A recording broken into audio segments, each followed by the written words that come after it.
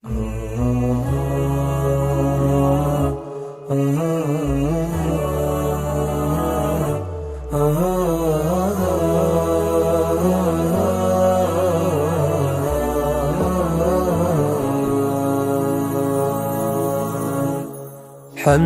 إلهي على السراء أزمنة، والحمد لو مسنا ضر وتسهيد، يبلو فنصبر ما خارت عزائمنا، والصبر عند بلاء الله محمود.